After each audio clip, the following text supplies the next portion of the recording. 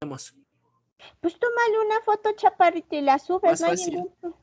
Sí, miren, cuando les digo que lo escaneen, ya ven que hay una aplicación para, bueno, creo que es para iOS, que se llama Cam Scanner. No, Android, es para Android. Es para Android que se llama Cam Scanner. Entonces, las fotos que tú tomas, chaparrito, ya te las convierte en formato PDF. Esa es la ventaja de esa aplicación.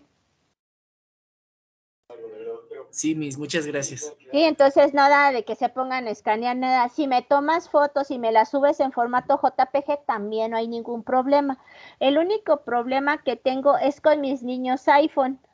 Y creo que se los comenté a ustedes o fue con otros de sus compañeros que mis niños que tienen esos inventos del hombre amarillo, muchachos, tienen un pequeño problema. Me los suben en una extensión que se llama .h, HCIC, les digo, ¿a qué es? Formato HEIC, algo así se llama. Entonces, el problema de esas fotografías, muchachos, es que no lo reconoce Blackboard. Entonces, tengo que descargar sus fotos y convertirlas a formato JPG para poder revisarlas. Esto también me pasa en los exámenes.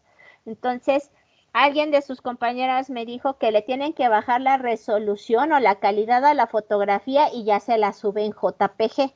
Entonces, ese es el único pero que tengo con las fotos, pero de ese aparato. De los demás, todo normal. ¿Sale, muchachos? ¿Alguna otra pregunta?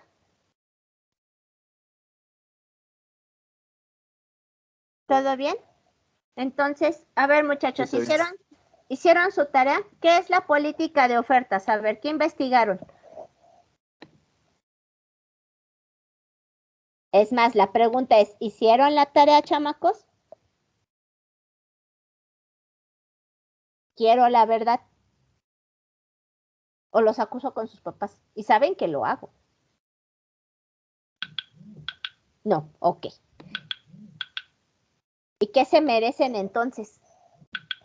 Yo sí le hice, maestra. Dice, yo sí le hice. Ah, bueno, a ver. ¿De qué se trata la política de ofertas, chaparrito? Lo que encontró. Que yo le Claro iba a que tomar sí. foto a las actividades. No, no te preocupes, hijo. A ver, ¿alguien más?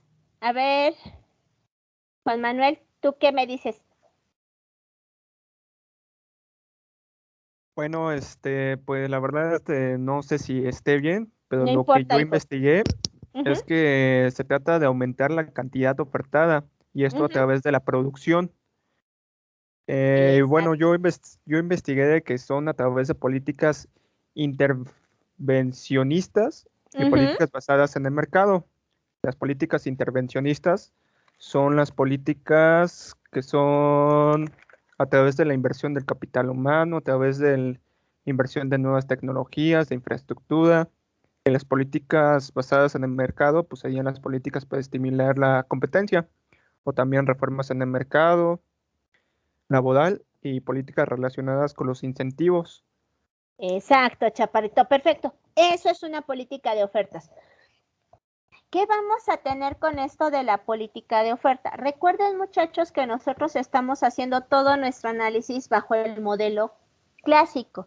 Y el modelo clásico, muchachos, lo que hace es tomar en cuenta, es un modelo enfocado en la oferta agregada. Ajá. Se dedica a analizar el comportamiento de la oferta. Es más, nosotros vimos la curva de producción de la oferta. Ajá, desde el punto de vista clásico y que depende del capital y del trabajo, que el capital es fijo en el corto plazo porque viene predeterminado de periodos anteriores, que la producción depende de la cantidad de mano de obra que se ocupe en el proceso de producción. Eso es lo que nosotros tenemos. Entonces, para el modelo clásico, y eso es muy importante que ustedes lo tengan en cuenta, es que para los clásicos, cualquier política económica, muchachos, que incentive la demanda agregada, lo único que genera son distorsiones. Esas distorsiones que ya vimos ahora sí que las dos clases pasadas, la política monetaria y la política fiscal, lo único que generaban eran distorsiones. Entonces, ¿cuándo vamos a tener o cuándo es pertinente la intervención del Estado en la actividad económica? Y como bien lo señaló Juan Manuel, pues esto se da a partir de una política de ofertas. Es decir, vamos a incentivar la producción, muchachos. ¿Sale? ¿Dudas hasta aquí, niños? No. Entonces vamos a empezar la política de oferta en el modelo clásico. Entonces, ¿en qué consiste nuestro modelo? Vamos a tener, muchachos, que consiste en incentivar la producción. Así tal cual, es incentivar la producción. En este caso, se considerará el costo laboral real por el lado de la demanda de trabajo. ¿Qué vamos a tener, muchachos? ¿Se acuerdan del costo del trabajo? ¿Qué es lo que le cuesta al trabajo a la empresa, no? ¿Cuánto me cuesta a mí como empresa contratar a una persona? Entonces, yo voy a tener, muchachos, que FDL va a ser, ahorita les pongo, FDL va a ser la demanda de trabajo, va a estar en función, muchachos, del salario que se le paga a las personas por 1, porque lo estoy factorizando, más el costo en seguridad social pagado por las empresas. Esto, muchachos, lo saqué del libro de Apuntes de Macroeconomía del autor Oscar Bajo. El editorial es Anthony Bosch. Y ahí ahora sí que viene todo explicado sobre el nivel de precios. ¿Qué nos está diciendo, muchachos? ¿Cuánto le cuesta a una empresa contratarnos? A la empresa le cuesta pagar nuestro salario, tal cual, más, muchachos, las contribuciones a la seguridad social a cargo de la empresa. ¿Qué contribuciones a la seguridad social paga la empresa, muchachos?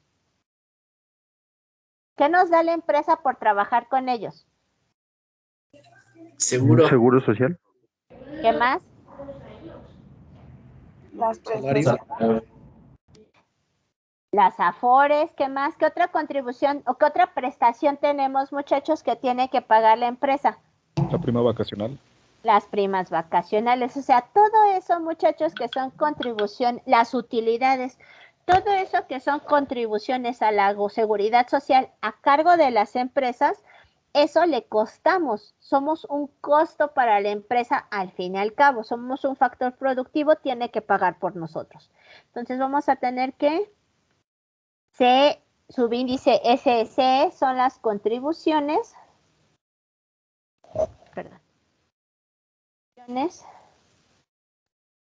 a la seguridad social. Ya saben, si no le entienden a mis patas de araña, me dicen.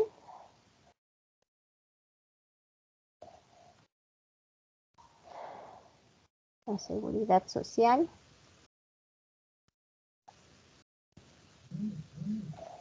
Por parte de las empresas.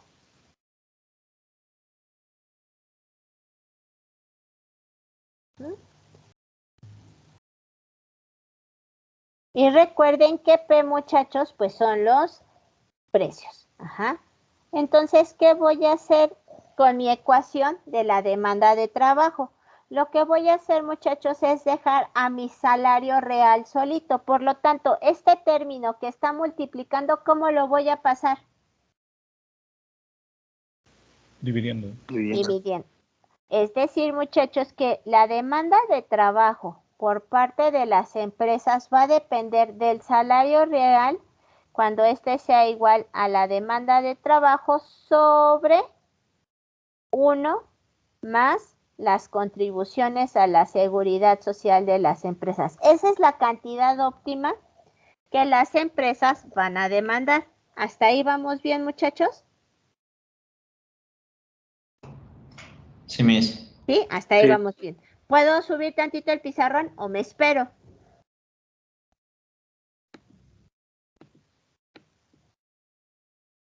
Niños. Sí, súbalo tantito. ¿Sí? Sí, ya lo puedo subir. No lo voy a subir mucho, nada más lo voy a subir tantito. Ahí, bueno. ¿Qué pasa, muchachos, por el lado de la oferta de trabajo. ¿Hasta dónde vamos a ofrecer nosotros trabajo, muchachos? Acuérdense que nosotros quisiéramos trabajar poquito y que nos pagaran mucho. Y las empresas quieren que trabajemos mucho y pagarnos poquito. Entonces hay que encontrar un término medio. Ajá.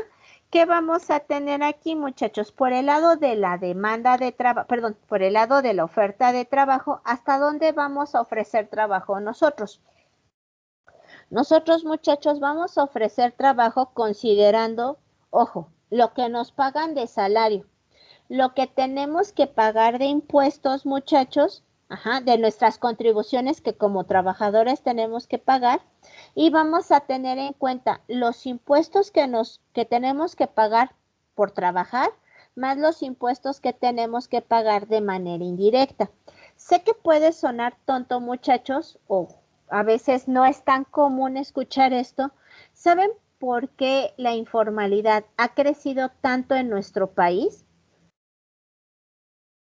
Para no pagar impuestos, ¿no? Exacto.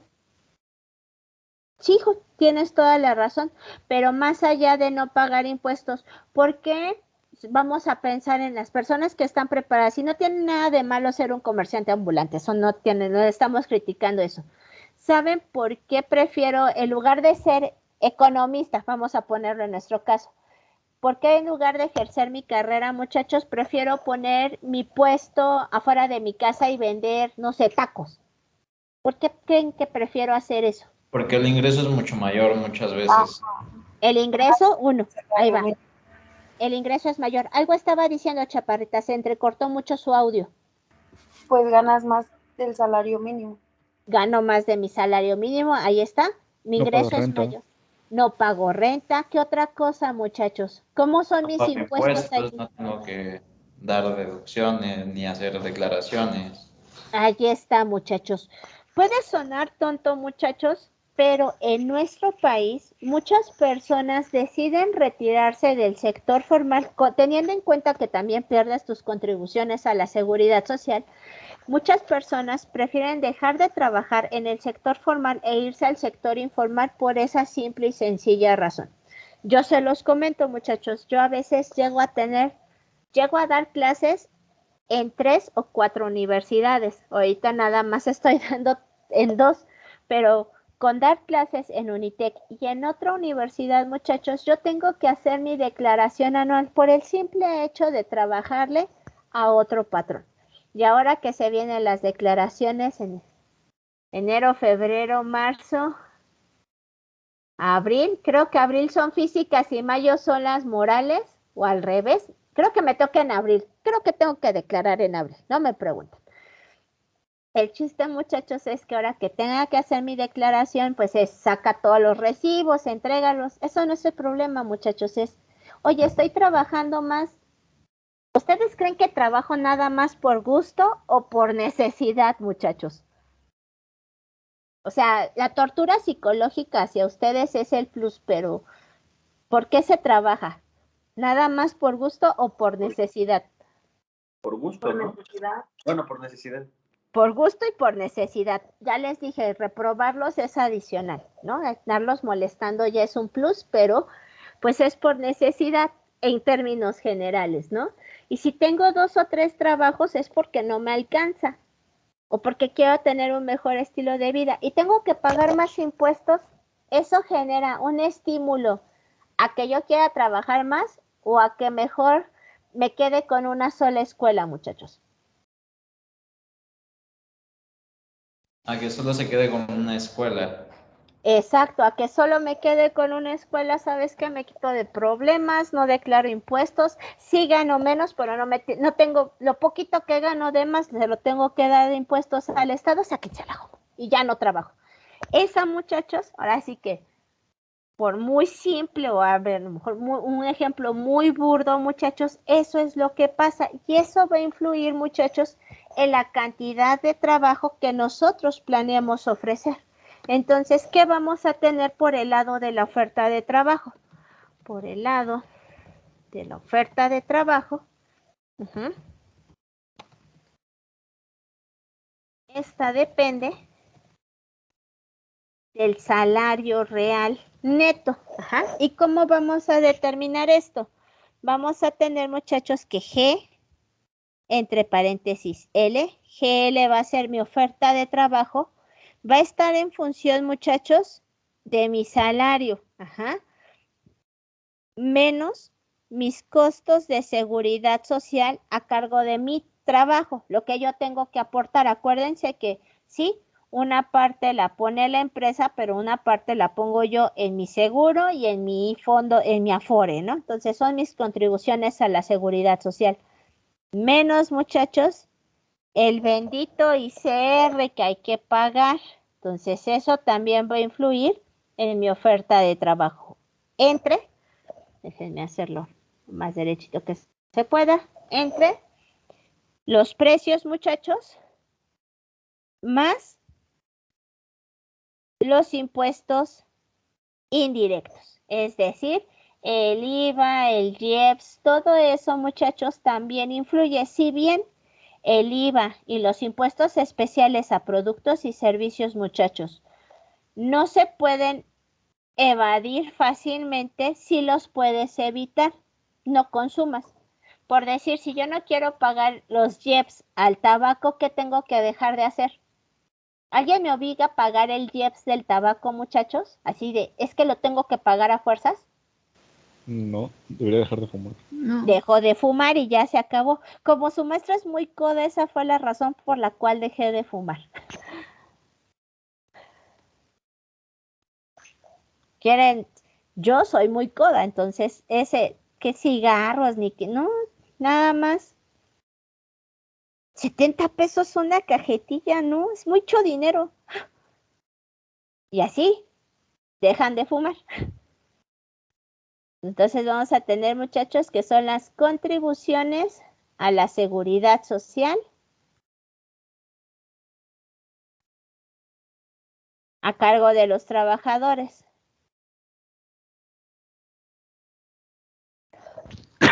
Perdón, muchachos.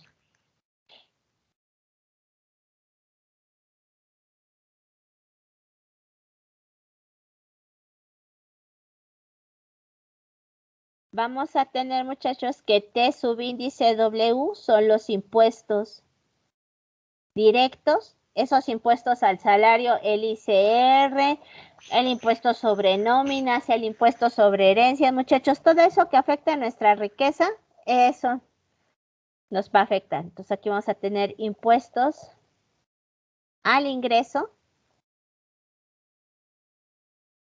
y vamos a tener TI, que son los impuestos indirectos. ¿Cuáles son los impuestos indirectos? Lo que les decía, el IVA, el IEPS, muchachos, son impuestos que podemos evitar. No consumas los productos. No quiero pagar el impuesto al tabaco, pues no fumes. No quieres pagar el impuesto al alcohol, no tomes. No quieres pagar el impuesto a gasolinas, no manejes. Y se acabó, ¿sale? Esos son los impuestos. Y en función de todo esto, muchachos, va a depender, la cantidad de trabajo que yo estoy dispuesto a ofertar. Si esta ecuación, muchachos, la paso a términos reales, es decir, dejo a mi salario solito, resulta que el salario real debe de ser igual a la cantidad ofertada entre 1 menos los costos a la seguridad social por parte de los trabajadores, menos los salarios, aquí me faltó, 1 más TI. Esta es mi demanda de trabajo, muchachos. Esta es mi oferta de trabajo. ¿Puedo tener un diferente salario real para oferta o para demanda si quiero un mercado equilibrado o tiene que ser el mismo, muchachos?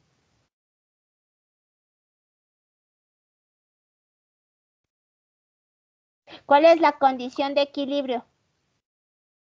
Para que oferta y demanda sean iguales, ¿que el salario qué?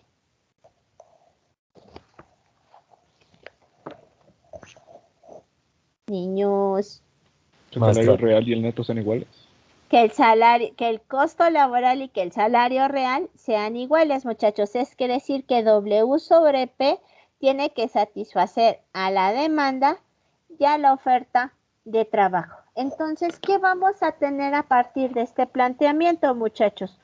A partir de este planteamiento, lo que podemos tener es que esta política de ofertas lo que señala es que el gobierno podría incentivar la oferta, muchachos, la producción, al reducir las contribuciones de seguridad social a cargo de los trabajadores o por el lado de las empresas y por el lado de los trabajadores, lo que son la reducción a los impuestos al salario, la reducción a las contribuciones a la seguridad social o reducir los impuestos indirectos, muchachos. Y si ustedes que ya llevaron la materia de estructura y financiamiento del sector público, saben que el impuesto más regresivo que hay es más fácil de recaudar, pero es el impuesto que tiene peores efectos a la actividad económica porque se dice que es regresivo, es el IVA, muchachos.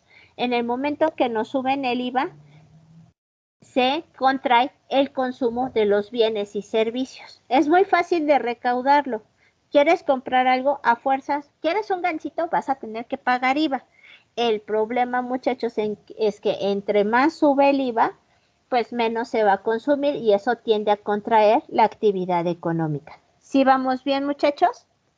Hasta aquí, dudas. ¿Puedes Rosario, repetir eso último, por favor?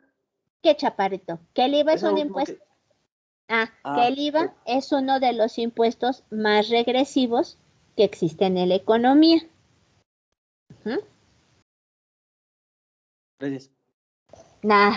Ahora sí que debido a que contrae el consumo, es que se me traba la lengua, desincentiva el consumo, hijo.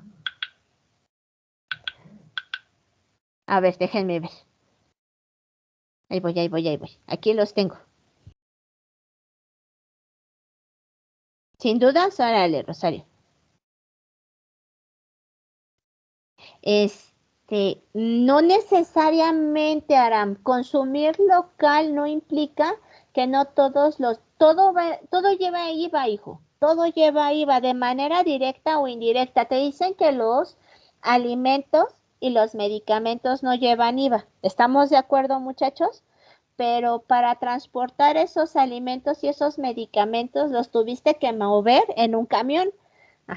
Y ese camión pagó gasolinas y esas gasolinas pagaron IVA y pagaron IEPS. Tú como transportista, póngase los zapatos de un transportista, Aram. Tú vas a absorber todo ese costo o el costo de haber transportado los limones a la Ciudad de México, vamos a pensar de Michoacán a la Ciudad de México, ¿tú vas a absorber el costo de la gasolina o se lo vas a trasladar al precio del limón?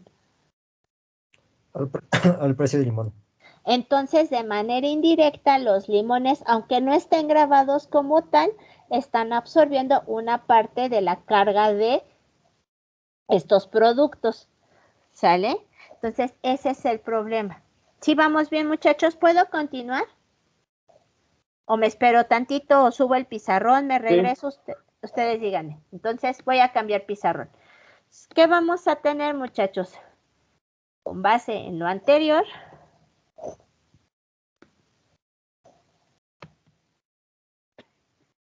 perdón.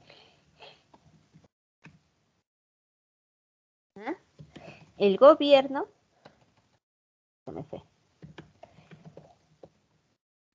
podría aumentar el nivel de empleo a través de la demanda de trabajo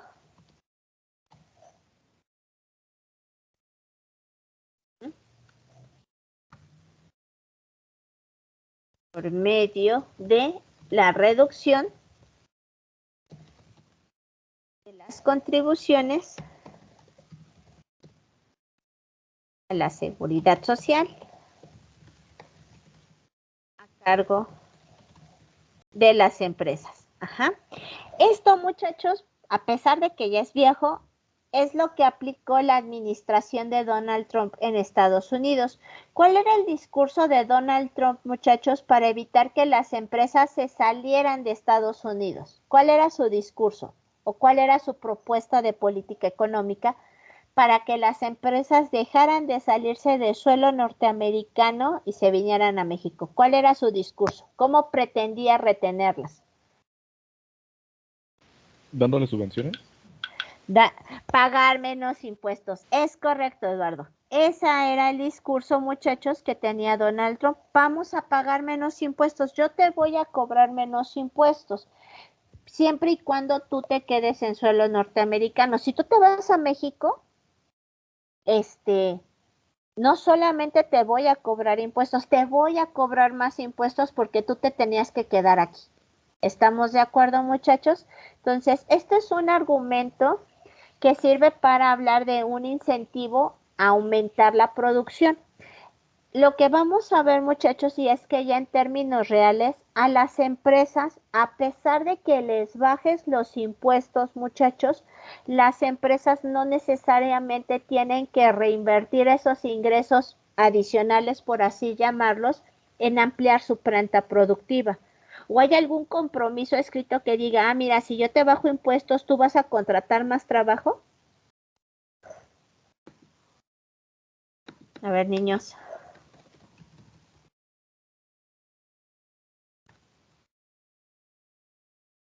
Perdón, mi se le cortó. Les estaba diciendo, hay un compromiso escrito, firmado, como ustedes lo quieran ver, por el lado de las empresas, de que si les bajamos los impuestos, ellas van a ampliar su capacidad productiva, es decir, van a contratar más trabajo. No. Entonces, no necesariamente pasa esto. Ya si analizamos los datos duros, muchachos, cuando terminó la administración de Donald Trump, dicen, sí hubo un incremento en el empleo en Estados Unidos, pero fue mínimo porque realmente no se abrieron nuevas plantas, simplemente pues se empezó a ocupar un poquito más de personal en las plantas que ya existían y se acabó. No se creó esa derrama económica que se esperaba. ¿Estamos de acuerdo? Ahora, por el lado de la oferta, ¿qué vamos a tener, muchachos? Por el lado de la oferta de trabajo, esta puede incrementar los puntos, reducción, ¿sí? Se reducen los impuestos al salario.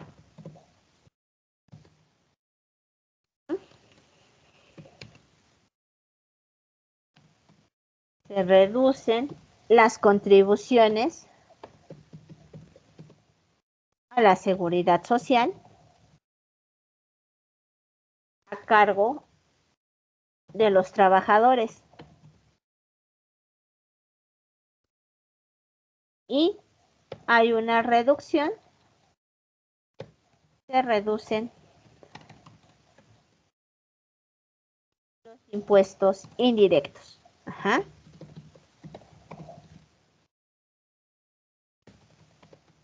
Ese sería nuestro escenario, muchachos. ¿Estamos de acuerdo? Entonces, cualquiera de estas situaciones anteriores lo que va a hacer es desplazar la oferta de trabajo, la demanda de trabajo, generando incremento, ¿sí?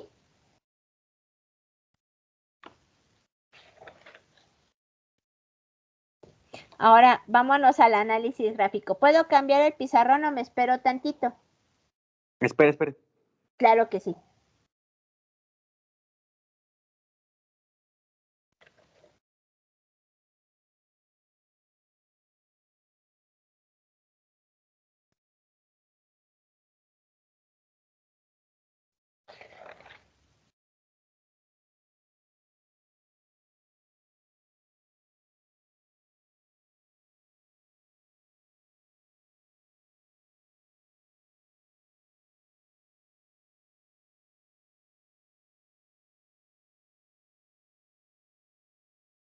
Ustedes me dicen cuando ya, niños.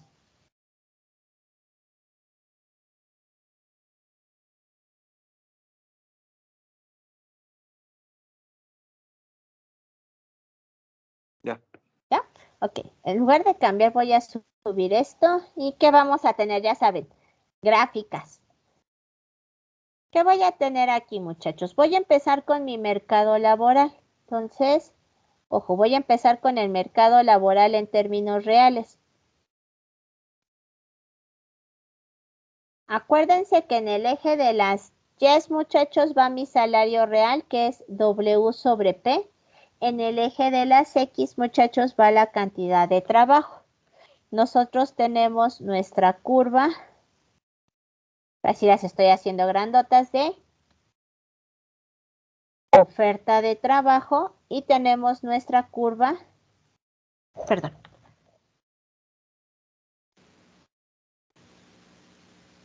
de demanda de trabajo. Ahí estamos, todo muy bonito. Voy a tener, muchachos, lo que es mi oferta agregada. ¿Se acuerdan cuando veíamos lo de la oferta agregada? Es decir, voy a trazar otro plano cartesiano aquí abajo. Voy a tener precios y voy a tener cantidades. A ojo de buen cubero y línea más chueca que nada. Ahí me debe de quedar mi oferta agregada. Déjenme la marco a un costado un poquito más gruesa.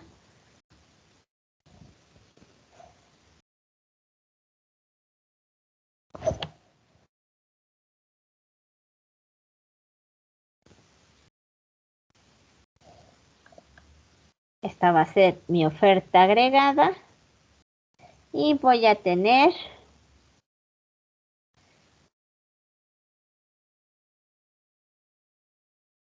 mi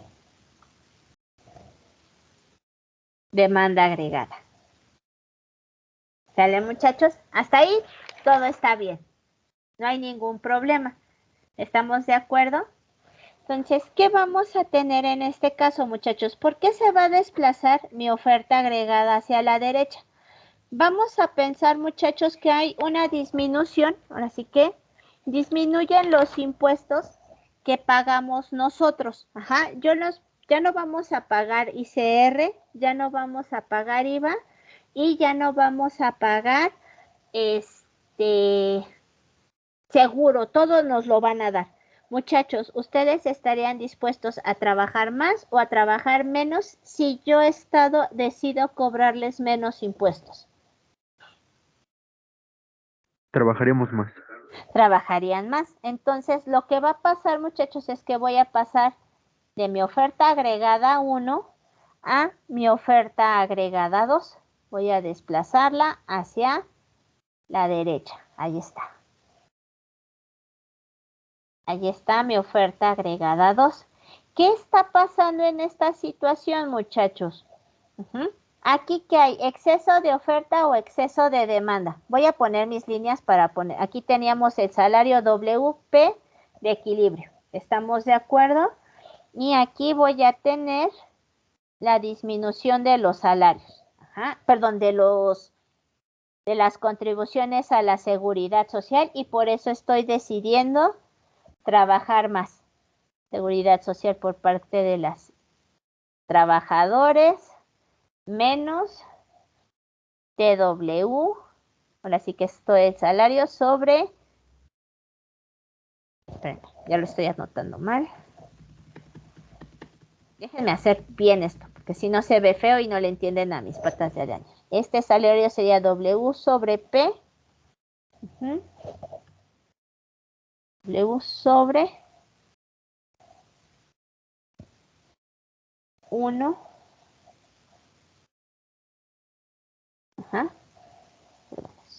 1 menos las contribuciones a la seguridad social menos TW entre P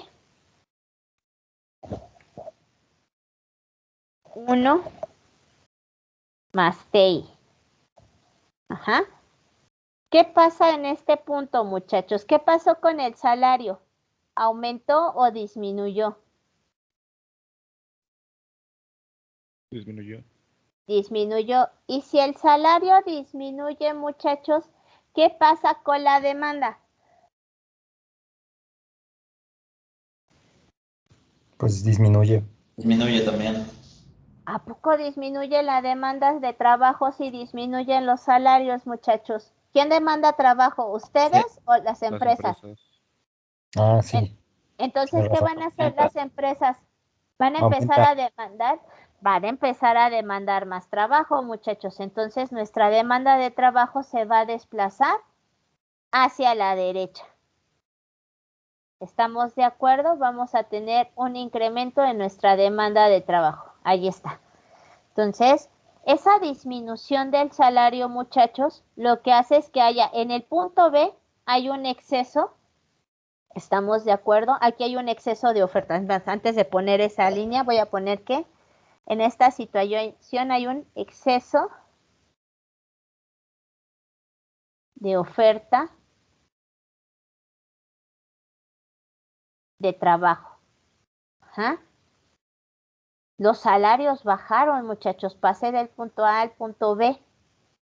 Y como están bajando los salarios, muchachos, si bajan los salarios, ¿qué pasa con mis costos? Se reducen. Y si mis costos se reducen, puedo contratar más trabajo. Entonces, esto va a hacer que se desplace mi curva de demanda de trabajo hacia la derecha. De la demanda de trabajo 0 a la demanda de trabajo 1. ¿Qué está pasando con mi oferta agregada, muchachos? ¿Está aumentando o está disminuyendo? Está aumentando, ¿no?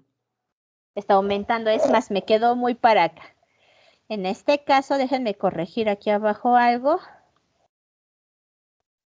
¿Esa? Ahí está.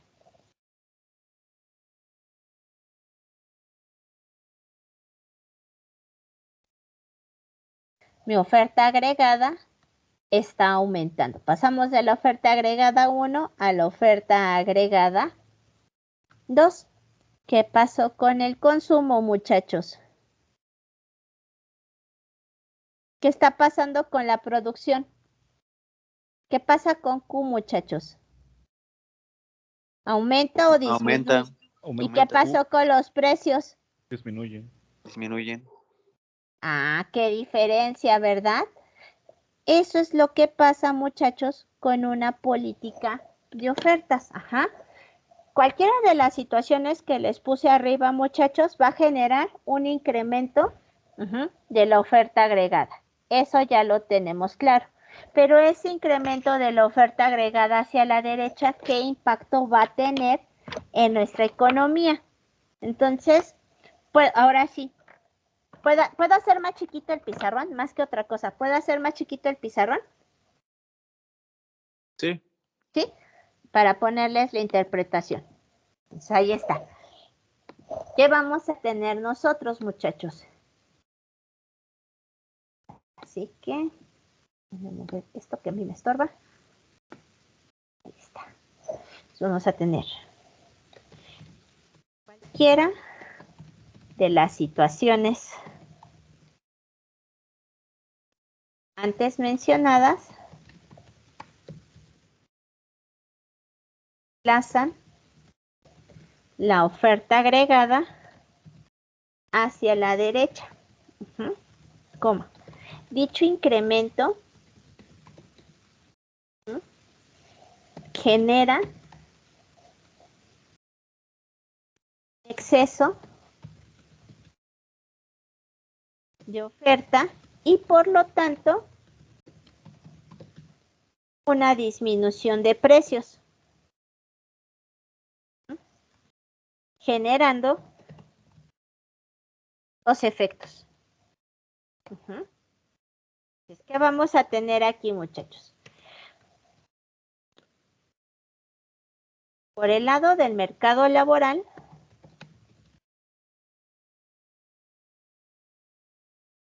al bajar los precios, porque aquí, ojo, aquí no estamos considerando que bajaron los precios, y si bajan los precios aumentan los salarios, y entonces, ¿qué pasó, no? Entonces, por el lado del mercado laboral, al bajar los precios, aumenta el salario real. Toma.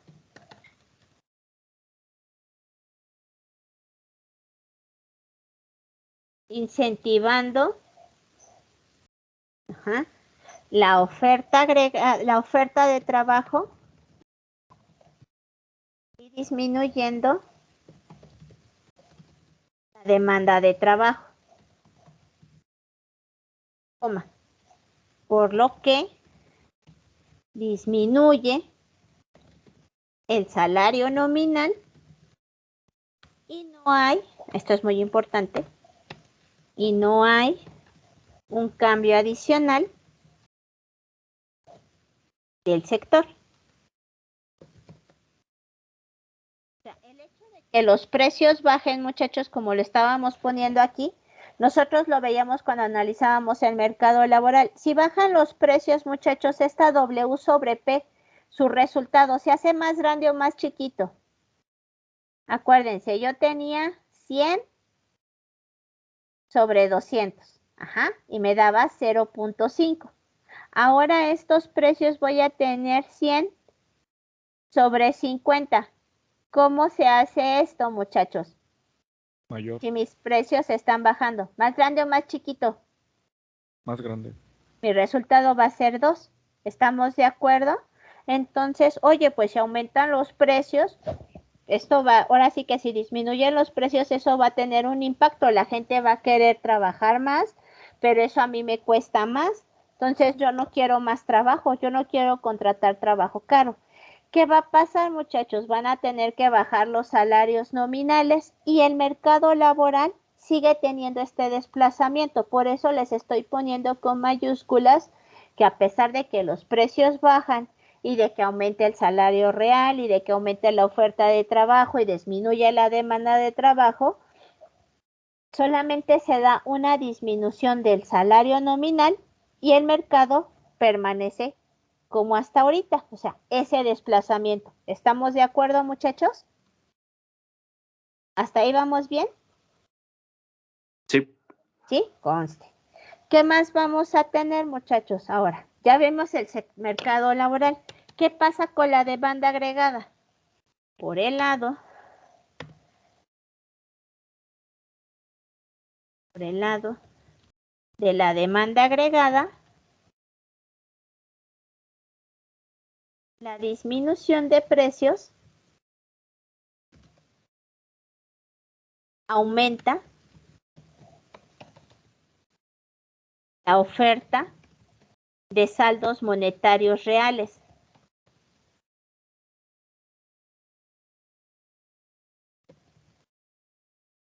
Entre paréntesis, muchachos, M sobre P.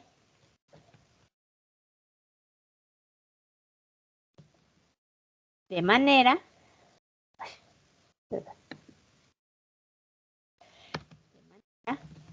que disminuye la tasa de interés, lo cual implica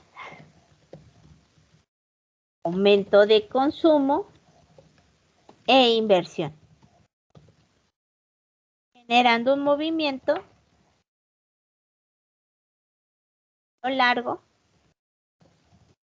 de la curva de demanda agregada. En conclusión,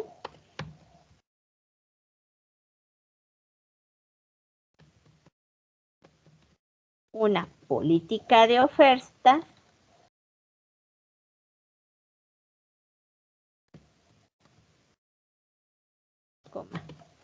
disminuye la tasa de interés, los precios, aumenta el ingreso, la producción y el empleo. Eso es lo que vamos a tener, muchachos, con una política de ofertas. ¿Vamos bien?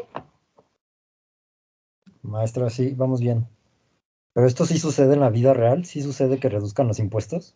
Sí se ha dado, hijo, y por eso lo que le decía de la administración de Donald Trump, sí hay propuestas de disminución de la perdón, de la disminución de los impuestos. Lo que se ha visto, hijo, es que aquí yo les estoy poniendo un desplazamiento. Si ustedes se dan cuenta, si yo le pusiera números o una escala, aquí se ve un desplazamiento así. Por lo que ustedes ven en la gráfica, se ve un desplazamiento pequeñito o se ve un desplazamiento considerable. En esta gráfica que yo les puse aquí. Considerable. Se ve un desplazamiento considerable. Voy a subir tantito el pizarrón, ahorita se los regreso. Pues resulta, muchachos, y esto nada más para ejemplificar, igual tenemos esto, nuestros desplazamientos. Resulta, muchachos, que sí se da ese desplazamiento, pero ahora sí que vamos a tener que los desplazamientos de la oferta agregada son muy pequeños, sí bajan los precios, sí aumenta la producción, pero aquí se los estoy haciendo chiquito, muchachos. ¿Cómo son estos desplazamientos? ¿Muy marcados o muy pequeñitos? Así, con estas gráficas todas feas. Muy pequeños. pequeños. Porque Como realmente es como se desplaza, ¿no? O sea, son Ajá. los cambios.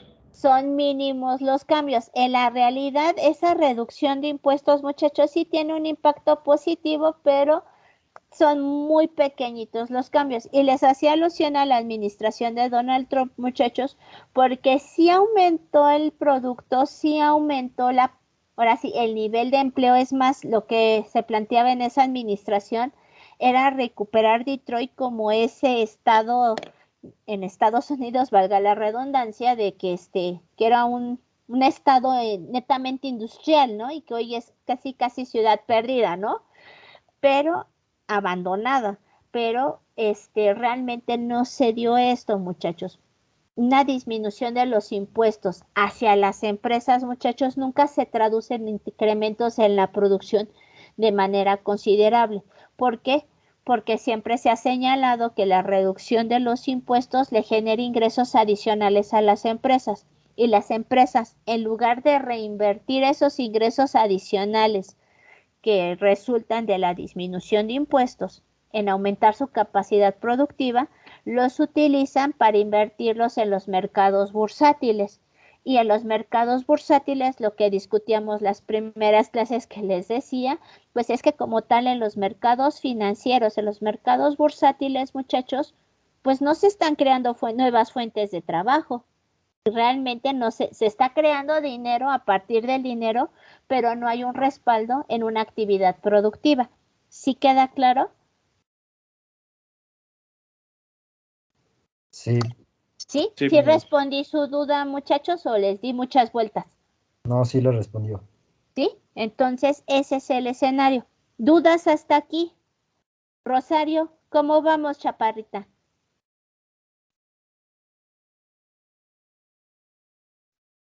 Ya la espanté.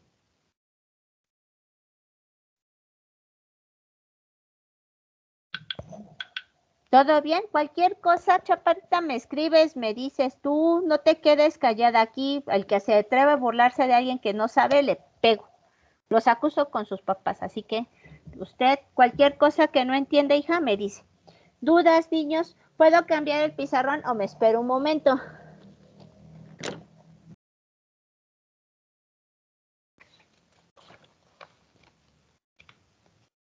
Espera tantito. Claro que sí, muchachos. Aquí ya no hice el desplazamiento de ISLM. ¿Quieren que se los ponga o sí pueden entenderlo ustedes?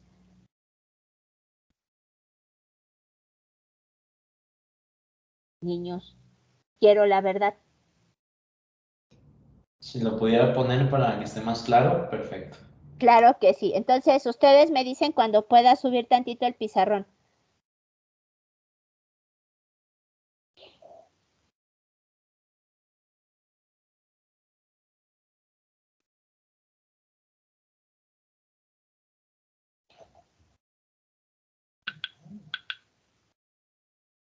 Sí, claro que sí, ahorita lo pongo. Voy a subir el pizarrón. ¿Sí puedo, muchachos, o todavía no?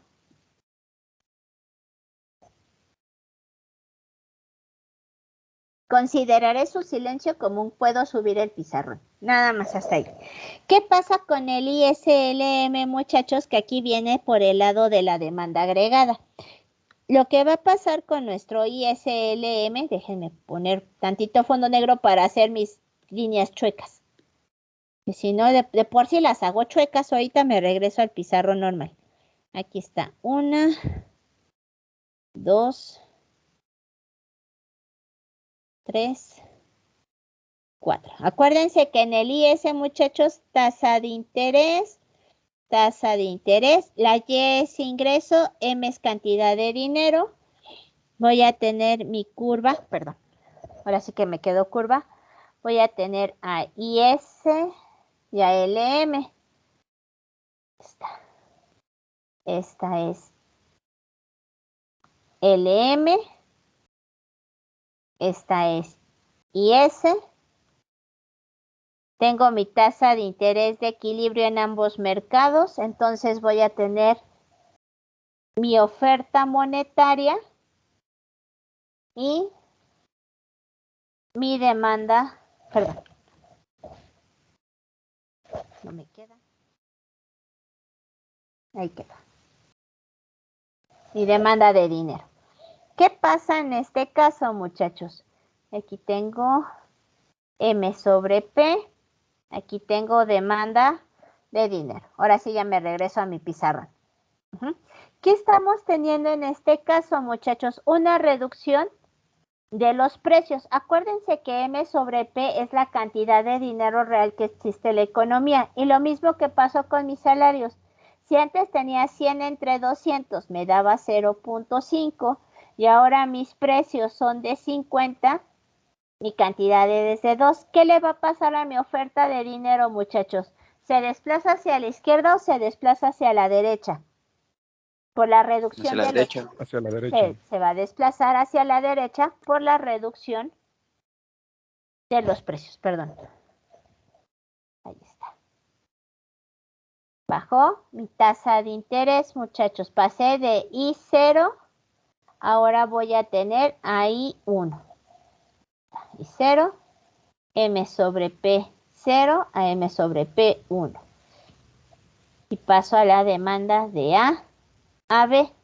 Muchachos, ¿a quién tengo que desplazar de este lado? Si se desplazó la oferta monetaria, ¿a quién desplazo? ¿A IS o a LM? ALM. A LM. ¿Hacia dónde? ¿Hacia la izquierda o hacia la derecha? Hacia la derecha. Hacia la derecha. Entonces voy a desplazar hacia la derecha mi LM. ¿Qué está pasando en esta situación, muchachos? ¿Qué está bajando? La tasa de interés. Y si baja la tasa de interés, muchachos, ¿qué pasa con la inversión y con el consumo? Me quedó muy acostado, perdón. Ya saben, utilizan la imaginación. Me debería de haber quedado paralela, una disculpa. ¿Qué pasa con el consumo y con la inversión? Aumentan. Y eso, muchachos, es lo que nosotros pasamos del punto A al punto B. ¿Qué pasó? Aumentó mi nivel de ingreso y esto se tradujo en un incremento en el nivel de producción. ¿Estamos de acuerdo? Eso es lo que está pasando con nuestra política. Por eso les puse, disminuye tasa de interés, disminuyeron nuestros precios, aumentó el ingreso, aumentó la producción, aumentó el empleo. ¿Sale, muchachos? Ahora sí ya quedó más claro. Ya. ¿Ya? Ahora, este es el modelo clásico, muchachos. ¿Cuándo se quiebra el modelo clásico? El modelo clásico se nos quiebra en 1929. ¿Por qué? ¿Qué pasó en el 29, muchachos? La Gran Depresión. La Gran Depresión. La Gran Depresión, muchachos, ¿fue una crisis de estancamiento económico o fue una crisis de estanflación?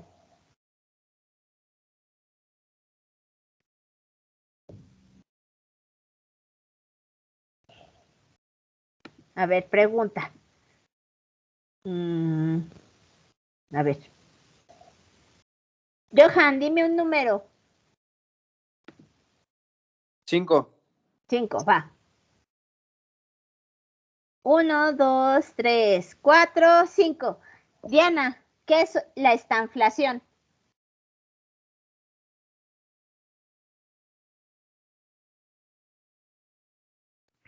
No recuerdo, maestra.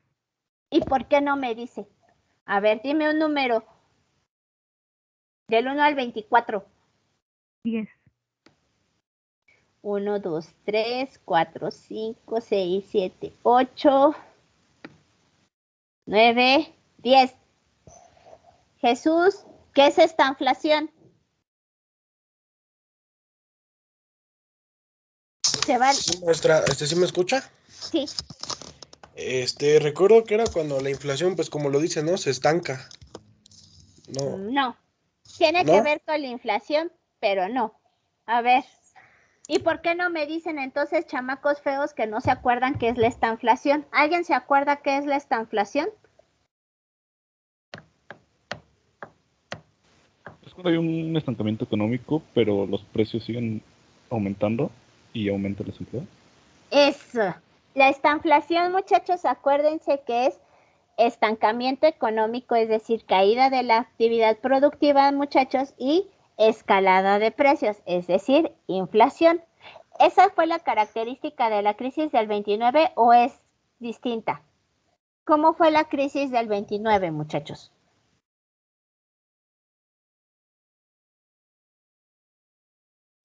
Pues un colapso en las bolsas. Un colapso en las bolsas, pero ¿qué pasó con la producción? ¿A poco nada más colapsaron las bolsas o también colapsó la actividad económica? La productiva.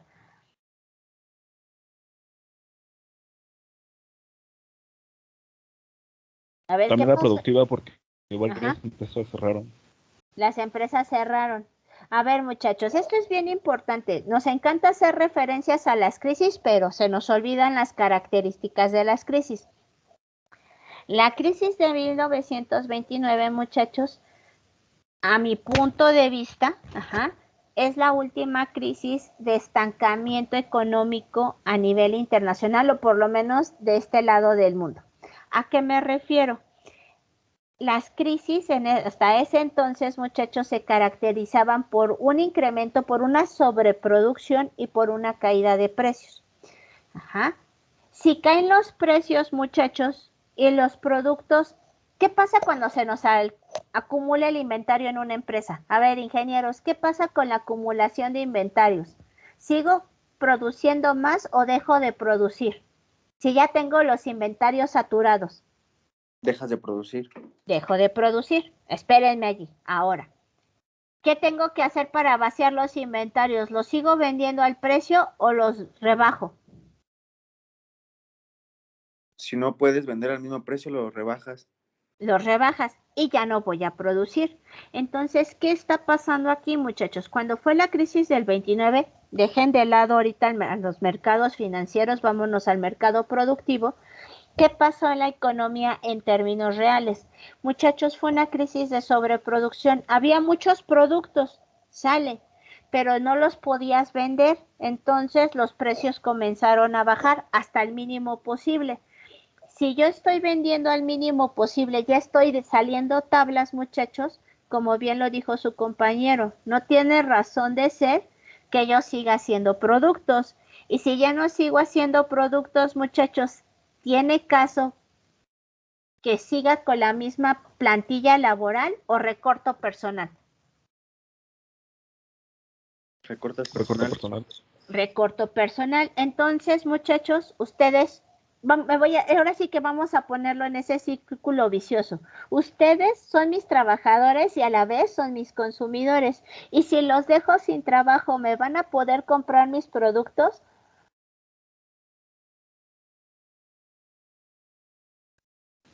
No.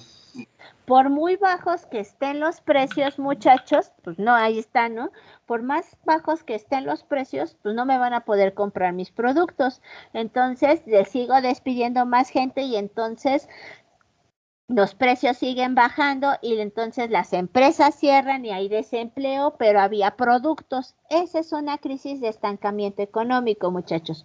Una crisis donde hay producción. Había en ese entonces una crisis de sobreproducción, había muchos productos, habían caído los precios, pero no se restablecía el equilibrio económico. Eso fue lo que pasó en el 29, ¿sale? A grandes rasgos, en la parte productiva. Y los clásicos, muchachos, en ese momento, con todo lo que nosotros ya vimos, pues ellos decían, no es que mira, si el Estado interviene, lo único que va a generar son distorsiones. Y la respuesta era, en el largo plazo, la economía reencontrará su equilibrio. Porque el Estado tuvo la culpa. En algún momento ellos se metieron y echaron a perder esto. Y en el largo plazo, la economía encontrará el equilibrio. Y diría la canción, y nos dieron la 1, las 2 y las 3, y ahí nos la amanecimos, y no más, no, muchachos. 29, acuérdense que revienta por agosto. 29, 30, 31, 32, 33, se toca fondo, 34, 35, 36, Keynes publica la teoría general de la ocupación, el interés y el dinero.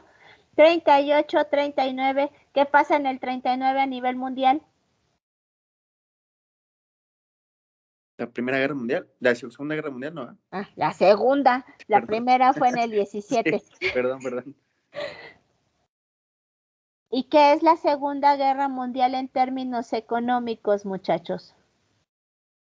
¿Oportunidad de crecimiento? Si hay guerra, ¿qué hacen los países, muchachos?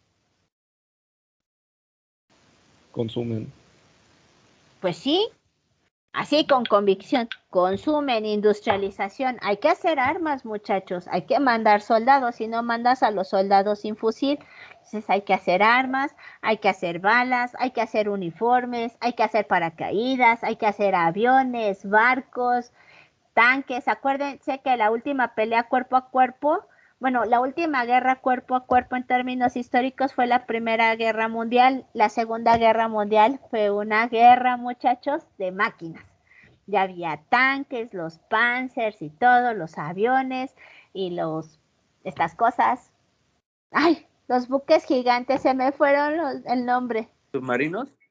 Los submarinos y los otros, los portaaviones. ¿Portaaviones? Esas cosas, se me fue el nombre, perdón, gracias muchachos. Y los portaaviones, y fue un desarrollo fuerte, y además ahora sí que incorporaste a la mujer a un proceso laboral intensivo porque los hombres estaban en la guerra, y entonces tuviste que recurrir a países que producían materias primas para que te dotaran materias primas, porque tú mandaste a casi toda tu fuerza laboral a pelear al frente.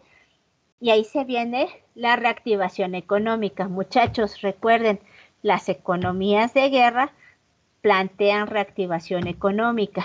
Ojo, no es lo mismo una economía de guerra en el 39 a una economía de guerra en la actualidad. Las economías de guerra actualmente no tienen el efecto de recuperación económica como lo tuvieron en aquel entonces, como lo fue la Segunda Guerra Mundial, como lo fue la Guerra de Corea, como lo fue la Guerra de Vietnam. Es más, muchachos, todavía hasta con esta tormenta del desierto, sí saben cuál fue la de tormenta del desierto, ¿verdad? No fue la de Afganistán, ¿no? ¿Verdad? Una de a Irán. Sí. Con George Bush, pero padre. Fueron de las últimas, muchachos. Esa fue una de las últimas que tuvo un impacto fuerte en el consumo. Las actuales, no es que se muera la gente ni nada, muchachos, pero el efecto de arrastre en la economía ha sido menor, ¿sale? Entonces, ¿qué pasa aquí, muchachos? No es que los clásicos se cruzaran de brazos y dijeran, sí, es que en el largo plazo. No, es que ellos hacían sus modelos y bajo sus supuestos, muchachos, pues la intervención del Estado no tenía razón de ser. Cuando hay un cambio de chip o esto, es cuando en el 36, muchachos, John Maynard Keynes publica la teoría general de la ocupación, el interés y el dinero y retoma, perdón, ay, quería estornudar, y retoma, muchachos, el papel de la política económica, pero no de la política económica enfocada en la oferta, que es lo que tenemos aquí en el pizarrón, sino el papel de la política económica enfocada en la demanda. ¿Sale? ¿Puedo cambiar el pizarrón? Sí. Sí, ¿Sí? Miss. Entonces, ¿qué vamos a tener? Vamos a empezar con la teoría. Entonces, modelo keynesiano. Necesitan leer, chamacos, ya si no van a leer, vean los documentales, vean los documentales del History Channel. Ya no vean el History Channel porque nada más se la pasan vendiendo cosas, pero vean documentales, ya que no les gusta leer.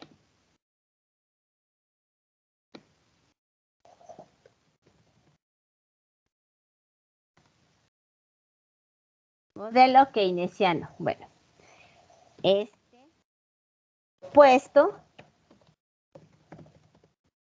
por John Maynard Keynes en su obra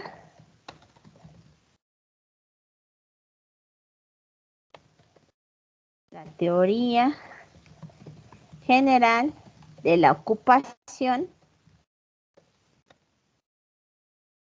el interés y el dinero. Ojo, muchachos, Keynes jamás arremete contra los clásicos, no niega la mano, no niega el equilibrio de mercado, no niega nada de lo que hablaban los clásicos. Simplemente, muchachos, que en su afán de tratar de explicar y de darle una salida a la crisis del 29, levanta esos supuestos, ahora sí que empieza a levantar los supuestos del modelo clásico, muchachos, que le dan pie a otra nueva teoría, pero Keynes jamás reniega de la teoría clásica. Es más, Keynes fue alumno de Alfred Marshall, no reniega de su maestro, simplemente que sus aportes y sus contribuciones, y más que otra cosa, ese levantar de supuestos fueron un cambio completamente radical a lo que planteaba el modelo clásico. ¿Sí queda claro, muchachos?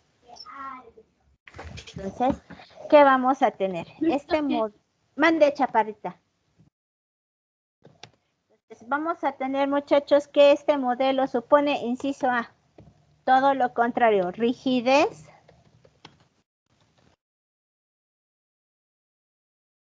de precios y salarios. Aquí, muchachos, lo que vamos a tener es que los precios y los salarios no van a ser flexibles, van a ser rígidos. Ajá. En el corto plazo, los precios y los salarios son rígidos. Y Keynes, muchachos, habla del corto plazo. El largo plazo como que lo tiene muy ambiguo porque ¿qué tan largo es el largo plazo, muchachos? Lo discutíamos las primeras clases, que les preguntaba cuál era su concepción de largo plazo de acuerdo a sus carreras. A ver, muchachos. 10 años. ¿Qué tal? No, ya quedamos que en el largo plazo todos estamos muertos. Se acabó, no hay más. ¿Qué tan largo es el largo plazo, muchachos? ¿5, 10, 15, 20, 30, 50, 100 años? Y le pongo ese ejemplo, hijo, porque era lo que pasaba en el 29. Bueno, ya pasó un año, ya es largo plazo. Desde el punto de vista financiero me lo decían, es que más de un año en términos de activos financieros es largo plazo. Bueno, 30, 31, 32, 33, 34. Ya pasaron 5 años. Del 29 al 33 pasaron 5 años. Ya son suficientes. Estábamos hablando de mediano y largo plazo desde el punto de vista de mis ingenieros. ¿O no me dijeron eso, chicos? ¿O estoy mal?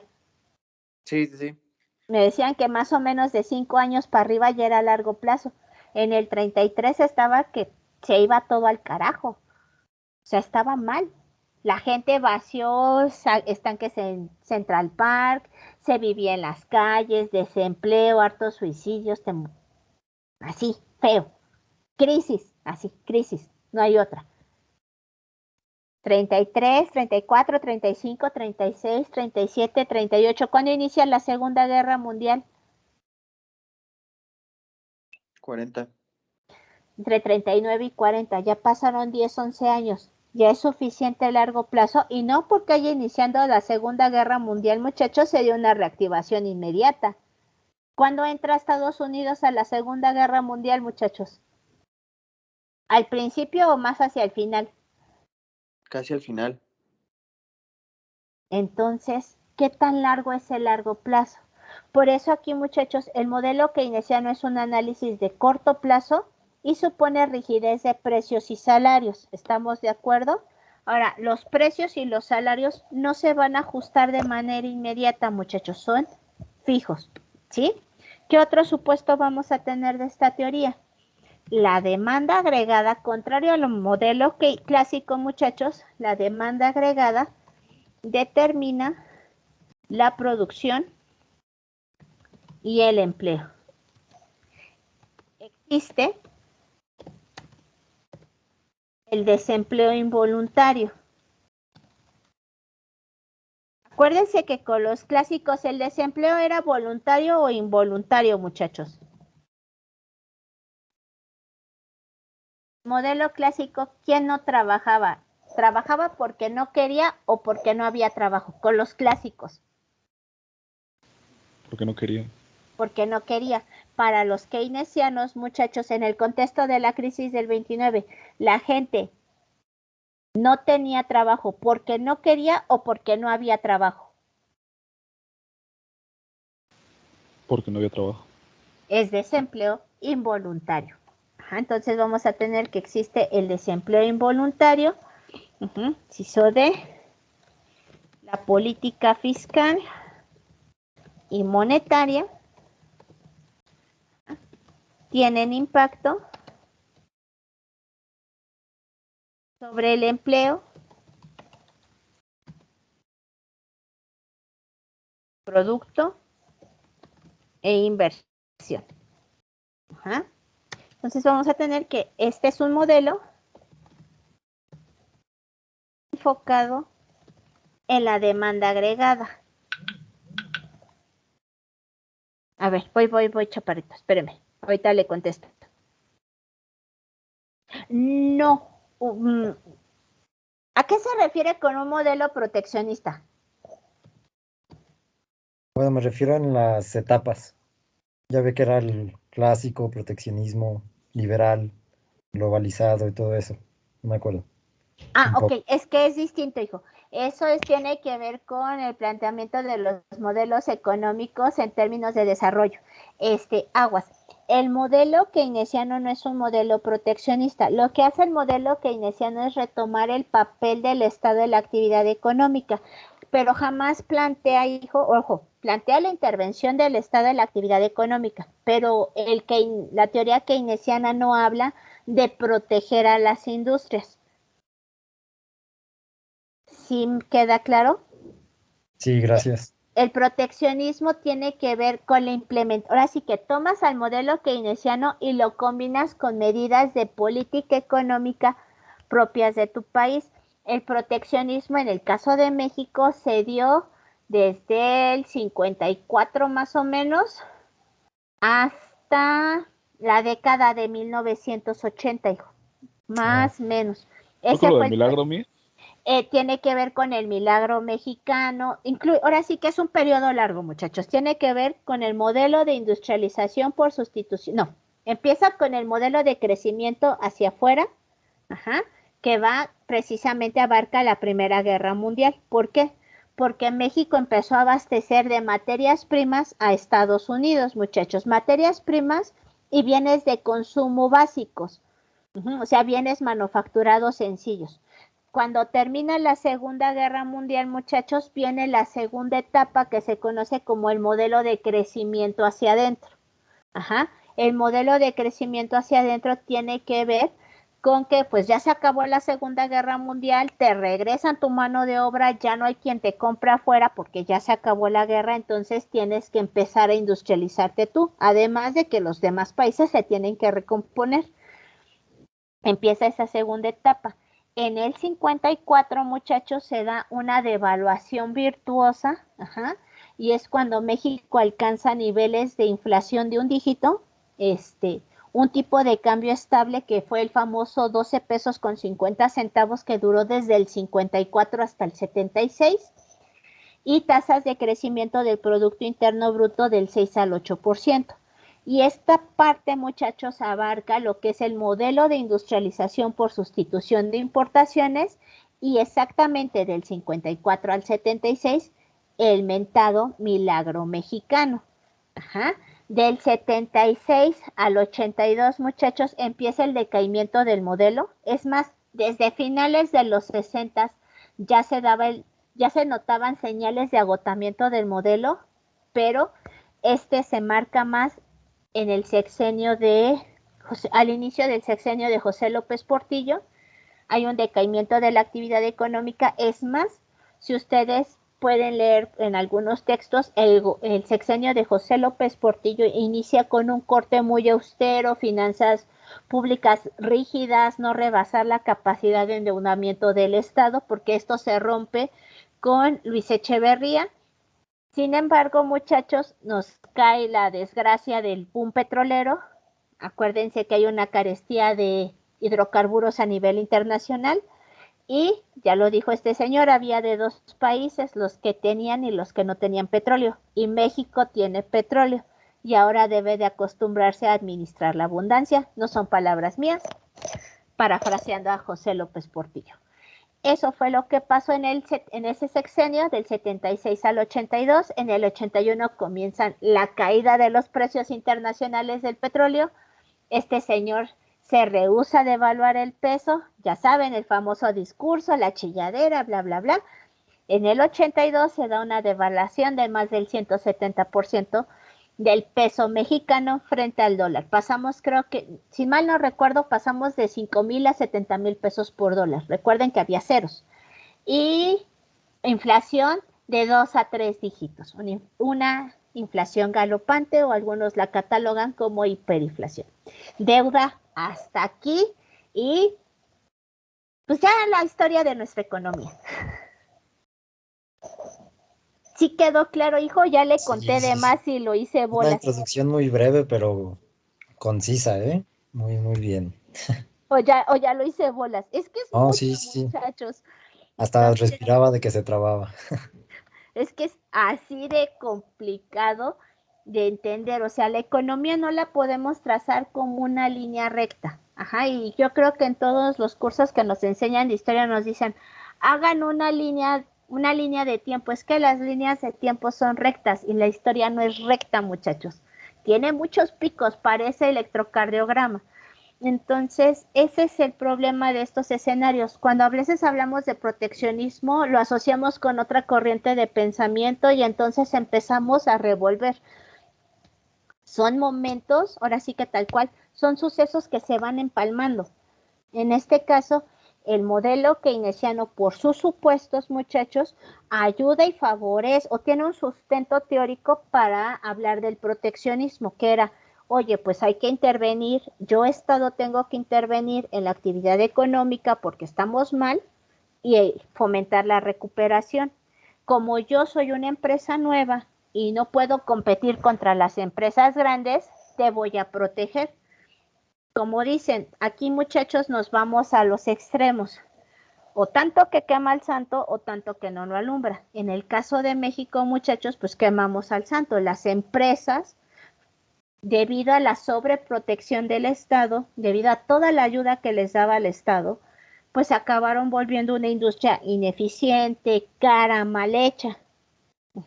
Cuando el Estado ya no las pudo financiar, ya no las pudo rescatar, se viene la quiebra de todo el aparato paraestatal en el sexenio de Miguel de la Madrid. Con Miguel de la Madrid inicia el proceso de privatización, muchachos, pero se intensifica con Salinas, que empieza con 200 empresas de corte paraestatal y termina su sexenio con menos de 80. Entonces, es todo ese escenario. ¿Sale? Déjenme nada más tenerles esto que la definición de demanda agregada, que la demanda agregada se define como la cantidad total que se demandan en una economía. Y solamente para recordar, muchachos, vamos a tener que la demanda agregada sin sector externo se compone del consumo más la inversión más el gasto de gobierno. ¿Sale, muchachos? Vamos a dejarle hasta aquí y la clase que viene vamos a ver lo que es la función de consumo, la función intertemporal de consumo. Vamos y si podemos ya empezamos a ver los multiplicadores. ¿Sale? ¿Dudas, preguntas hasta aquí? Solamente una pequeña tarea, muchachos. Ahora sí que esta ya es parte de nuestro entregable 2.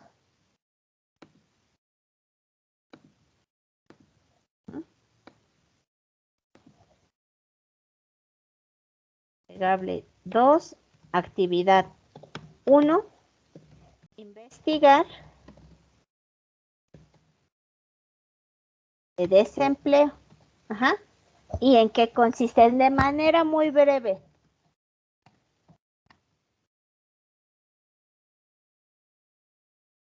No más de una cuartilla, muchachos. No quiero 10, 15, 20, nada más quiero desempleo tal, consiste en esto, desempleo tal, consiste en esto, para poder hacer la referencia al desempleo del cual habla el modelo keynesiano y el desempleo que habla el modelo clásico. ¿Sale? ¿Dudas? ¿Preguntas? ¿Quejas, sugerencias, reclamaciones? No, todo bien. ¿Todo bien? Entonces, déjenme detener la grabación de clase, muchachos.